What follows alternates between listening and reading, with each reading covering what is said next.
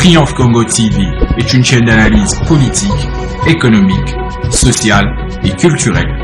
Congolais de partout, aimez votre chaîne, abonnez-vous, likez et activez la notification. Vous voulez la bonne information?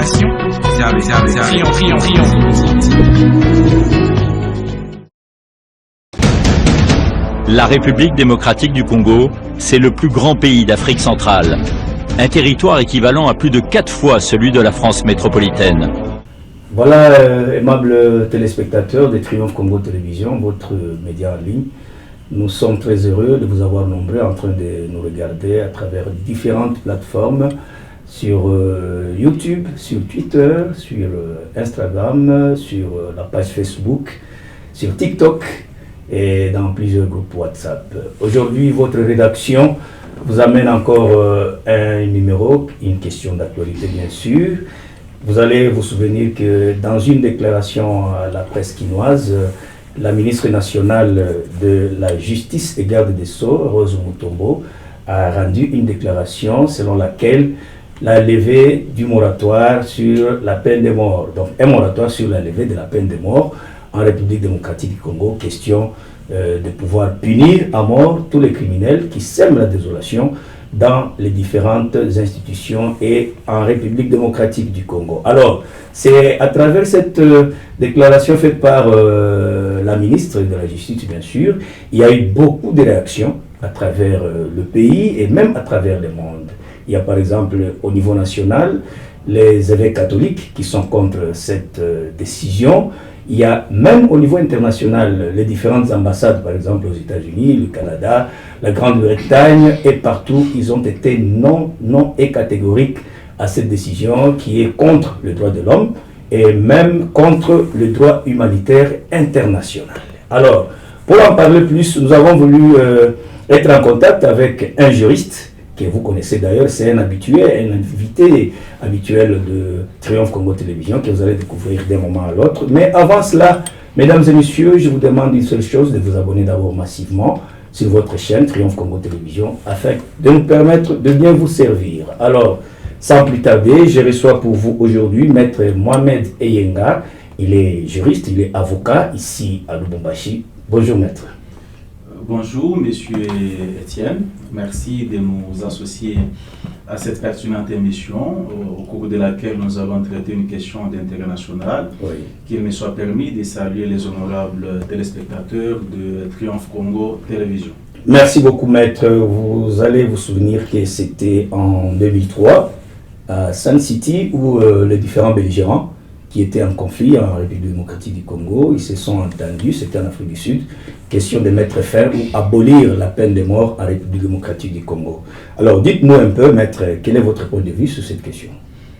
Merci beaucoup. Je pense que c'est une question qui doit être analysée en tenant compte des considérations juridiques, mais également politiques, parce qu'elle est éminemment politique aussi. Il est vrai que la plupart des présumés auteurs de différentes infractions qui entrent justement dans les champs d'action de l'exécution de cette peine, c'est généralement des politiques. C'est pour cette raison, comme je viens de le dire, que c'est une question éminemment politique. C'est vrai que la question a été traitée lors de l'accord ou des assises de Sun City, on en avait parlé. C'était justement pour essayer de calmer un peu, parce qu'à l'époque, il y avait des personnalités qui provenaient de différentes rébellions, de ce qu'on appelait rébellions, et même considérer cela comme étant des mouvements de résistance, parce qu'il y a une nuance entre la rébellion et la résistance.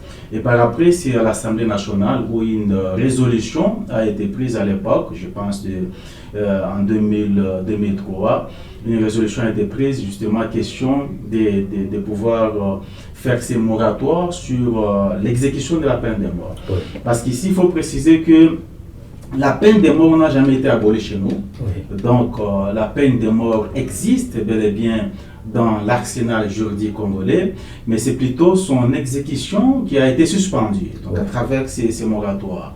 Et vous l'avez dit dans le préambule de cette émission que Madame le ministre de la Justice, qui au cours d'un point de presse, il a déclaré que le gouvernement a pris la décision de suspendre ce moratoire, ou d'élever, mieux, d'élever ces moratoires, tout en avançant un certain nombre de raisons, notamment pour lutter contre la criminalité qui a élu domicile à l'est de la République démocratique du Congo. Donc, ce moratoire a été levé par le gouvernement congolais. Mais on se pose quand même la question de savoir pourquoi le gouvernement, parce que ce n'est pas, à ma connaissance, ce n'est pas le gouvernement qui avait levé l'option du moratoire à l'époque.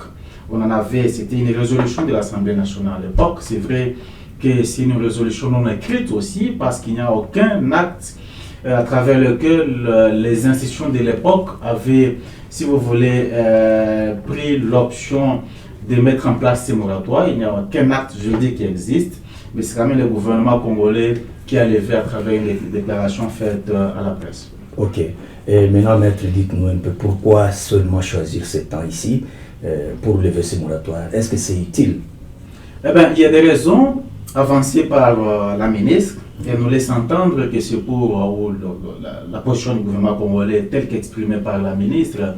Selon le gouvernement congolais, c'est pour lutter contre la criminalité qui sévit à l'est de la RDC.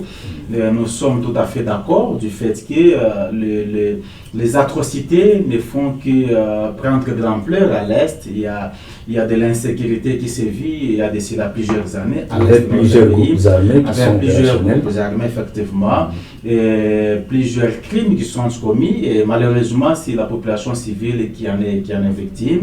Et donc, pour le gouvernement, en levant les moratoires, en ce moment-là, ça va décourager les seigneurs de différents criminels, les seigneurs de guerre ou les terroristes qui sont en train de nous terroriser et endeuiller pratiquement la partie orientale de la RDC. C'est ça l'argument avancé par le gouvernement congolais.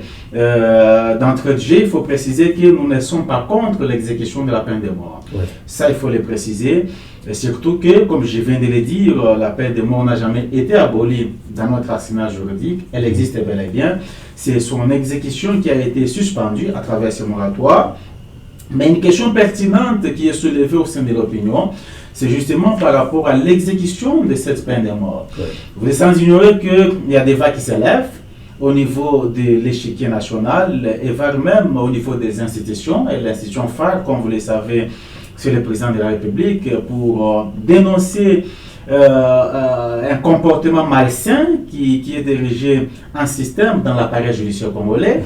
Et la dernière déclaration, c'est celle du chef de l'État qui a considéré notre justice comme étant malade, et c'est pas faux, elle est effectivement malade, certainement dans les soins intensifs. Et donc, une justice qui est déjà malade, et sérieusement malade, vous lui donnez, c'est comme, je m'excuse, vous rencontrez quelqu'un, si vous voulez, qui a piqué une crise les termes m'échappent, qui a un problème mental, oui. Et vous lui donnez une arme. Une arme, vous lui dites non, vous pouvez gérer cette arme, mais il risque d'assassiner tout le monde. Donc on se retrouve dans les cas actuels où on a effectivement un pouvoir judiciaire qui est là et qui est conformément à la loi, qui a dans ses attributions l'exécution, parce que vous êtes sans ignorer que quand le juge condamne, ce n'est pas le juge, je m'excuse, qui va exécuter la peine. Le juge condamne et puis on remet la personne, le condamné, auprès du ministère public, donc les magistrats du parquet qui gèrent les prisons et qui est censé exécuter. Et l'appareil judiciaire est constitué de magistrats assis, donc les juges, et de magistrats debout, les parquets. Mais c'est à ses compatriotes, ou à cet appareil judiciaire qui est déjà malade et sérieusement malade, à qui on veut confier la charge d'exécuter les gens. Et voilà, c'est pourquoi je voulais qu'on puisse revenir sur cette question. La justice élève une nation, dit-on. Mais lorsque notre justice a des sérieux problèmes de fonctionnement, et même le président de la République l'avait dit un jour que la justice est malade au pays, est-ce que vous croyez qu'avec cette levée de ce moratoire-là, pourra quand même apporter quelque chose, une justice équitable dans ce pays? Bien au contraire. Oui. La justice élève certes une nation, mais il s'agit d'une justice sérieusement indépendante et véritablement juste. Parce que là, on risque de tuer les innocents. Il ne s'agit pas d'une justice sérieusement malade, non. Oui. Une justice sérieusement malade, elle ne vient pas élever la nation, elle vient plutôt tuer la nation et l'enterrer. Mais malheureusement, c'est le cas sous examen. On a affaire à une justice, c'est le chef d'État qui l'a dit, hein. Je ne fais que le paraphraser. On a affaire à une justice sérieusement malade, mais à qui on veut confier l'exécution des différents compatriotes. Parce qu'ici, il faut aussi préciser que nous sommes dans un État appelé arbitrairement un État des droits, qui n'en est pas un. Parce qu'ici, c'est beaucoup plus la loi du plus fort qui pèse, qui gagne. Donc, il y a les cas de différentes décisions judiciaires qui sont rendues et qui laissent à désirer, en fait.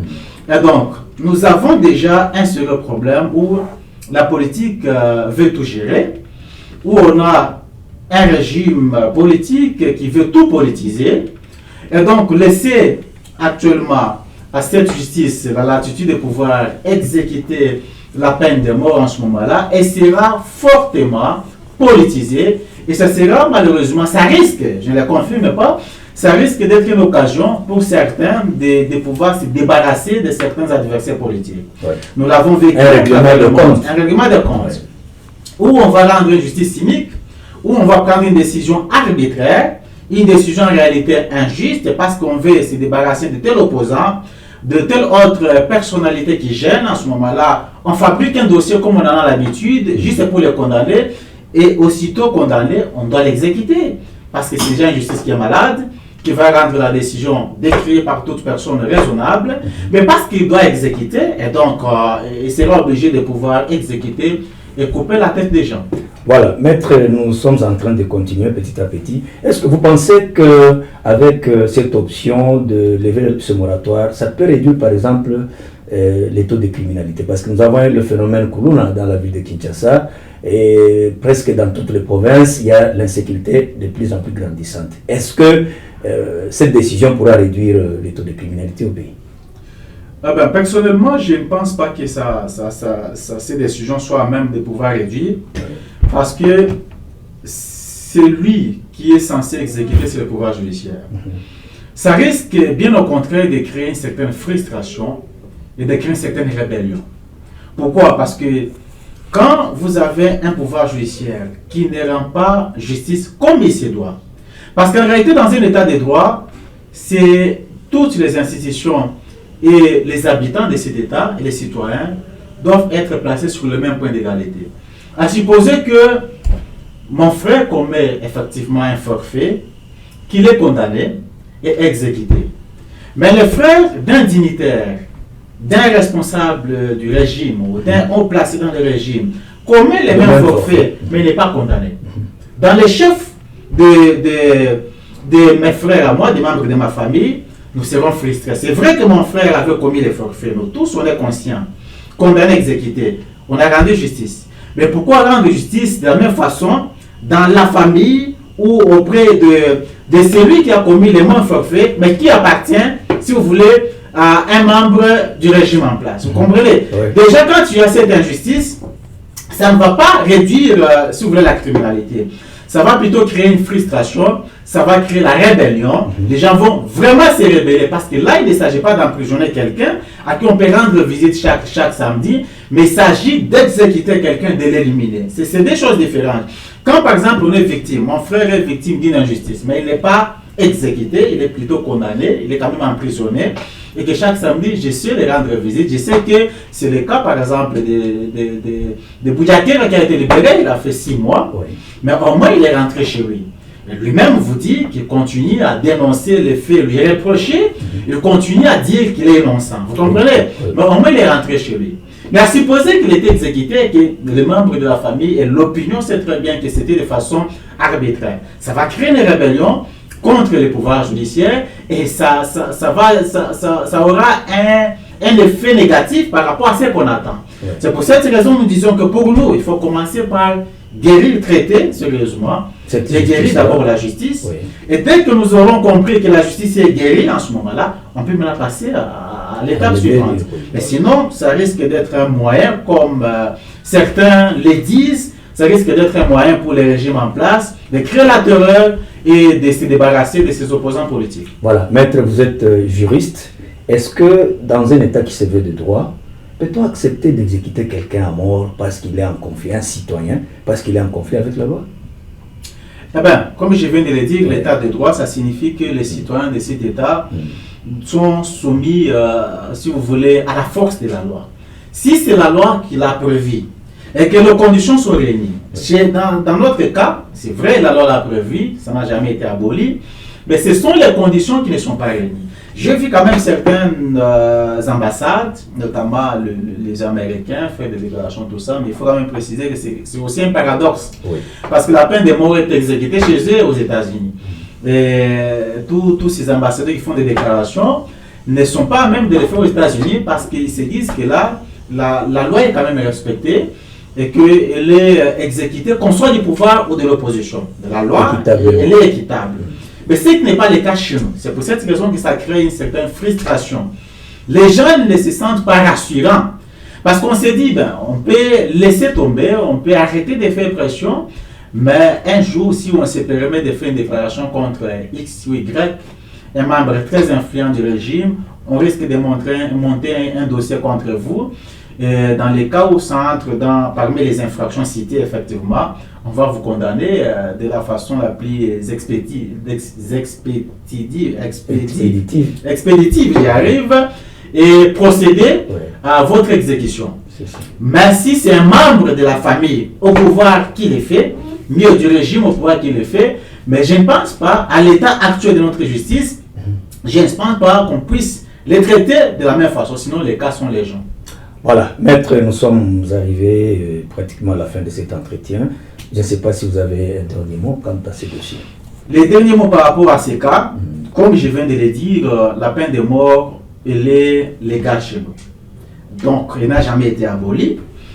Mais c'est plutôt son exécution qui a été suspendue à travers le moratoire. Mais c'est fait que le gouvernement congolais, qui a tout dernièrement avancé un certain nombre de raisons, a levé ce moratoire, mais nous autres, nous sommes contre cela, et l'opinion est vraiment contre la levée de ce moratoire, je m'excuse, simplement parce que les conditions ne sont pas réunies. Le chef de l'État a déclaré dernièrement qu'il a la maîtrise de toute la situation, que notre justice est malade. C'est vrai qu'elle est sérieusement malade, mais ce n'est pas cette justice qu'on doit laisser la latitude de pouvoir exécuter les gens. Sinon, on risque malheureusement d'exécuter des opposants, les membres de la société civile qui est véritablement neutre, et à ce moment-là, on ne sera plus dans une démocratie. Donc, ce qu'on doit faire pour le moment, c'est de continuer avec ce moratoire, de traiter d'abord cette justice qui est malade et qui est sérieusement malade, certainement dans les soins intensifs. Et dès qu'on aura fini et que la justice sera guérie, en ce moment-là, on pourra revenir pour lever ces moratoires et permettre à cette justice de pouvoir exécuter les gens qui nous insécurisent. Mais le faire à l'état actuel, je pense que même ceux qui sont dans le régime actuellement, les jours où ils vont chercher à s'opposer à une décision X ou Y, en ce moment-là, ils seront aussi la cible. Donc, c'est tout le monde qui sera en insécurité. C'est tout le monde qui sera en insécurité. Maître Mohamed Eyenga, Triomphe Congo Télévision vous remercie de cet entretien. À moi de vous remercier, M. Etienne. Merci beaucoup. Voilà, mesdames et messieurs, nous vous remercions aussi de nous avoir suivis et à la prochaine. Triomphe Congo TV est une chaîne d'analyse politique, économique, sociale et culturelle. Congolais de partout, aimez votre chaîne, abonnez-vous, likez et activez la notification. Vous voulez la bonne information? Triomphe.